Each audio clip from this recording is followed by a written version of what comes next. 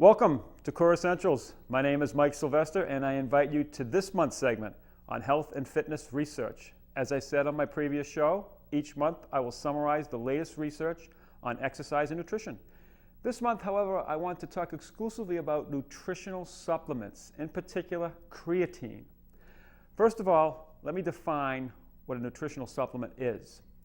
A nutritional supplement is usually taken by mouth that contains a dietary ingredient intended to supplement the diet. The dietary ingredients in these products may include vitamins, minerals, herbs, amino acids, and substances such as enzymes. According to the Journal of the American Academy of Nurse Practitioners, Volume 15, Issue 9, 2005, 6 out of every 10 people in the United States take dietary supplements. Unfortunately, many of the claims that these dietary supplements convey don't always match what the scientific research reports. As I mentioned earlier, the supplement I want to talk about today is creatine. Many athletes, in particular strength training individuals and bodybuilders, take creatine supplements because they've been told that it increases muscle size and strength and power. So what does the research say about creatine supplements? Keep in mind, 1 to 2 grams of creatine is produced within the body per day. If you add meat and fish to your diet, you get an additional 1 to 2 grams per day of creatine. Although overcooking destroys most of the creatine. For example, the 1 gram of creatine in an 8-ounce steak may fall to 0 if the steak is well done. So what is creatine? Creatine is stored in muscle cells as phosphocreatine, and it's used to help generate cellular energy for muscle contraction. It also may increase the amount of water that each muscle cell holds. We call it volumizing, thus increasing the size of the muscle and possibly its function. More on that later. More than 24 well-controlled clinical studies exist to support the efficacy of creatine supplementation in improving performance in high-intensity, repeated bout activities such as weightlifting, sprinting, and jumping. Creatine supplementation does not appear to enhance physical performance among subjects performing lower intensity endurance activities like cycling and running, although this is controversial. The benefits of creatine are likely to be at least partly the result of the person's ability to train harder and thus increase strength.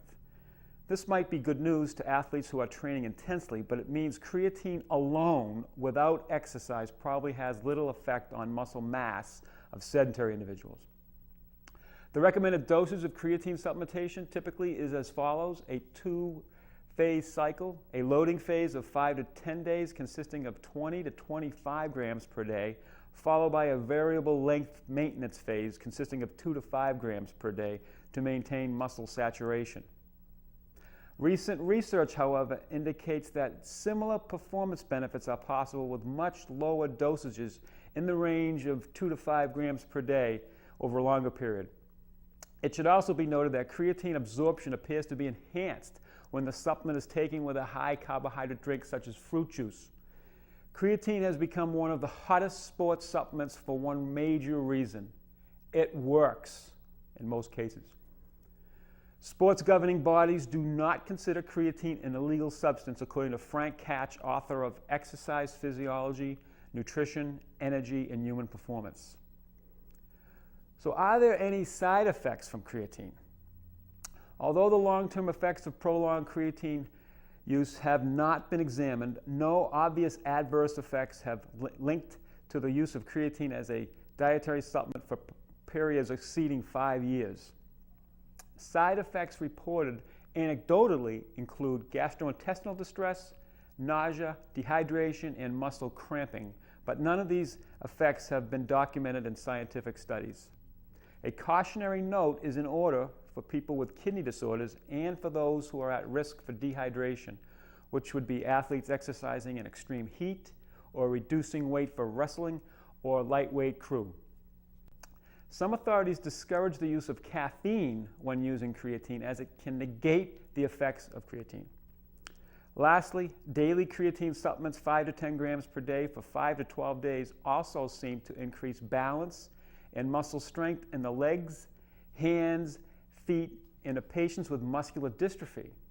Such patients have lower creatine levels than healthy people. In summary, although the scientific literature backs up the purported claims on creatine, I think it's wise to adhere to sensible guidelines when attempting to attain a strong and fit body, mainly to train hard, get plenty of sleep, and don't overtrain. It is only when you have reached a plateau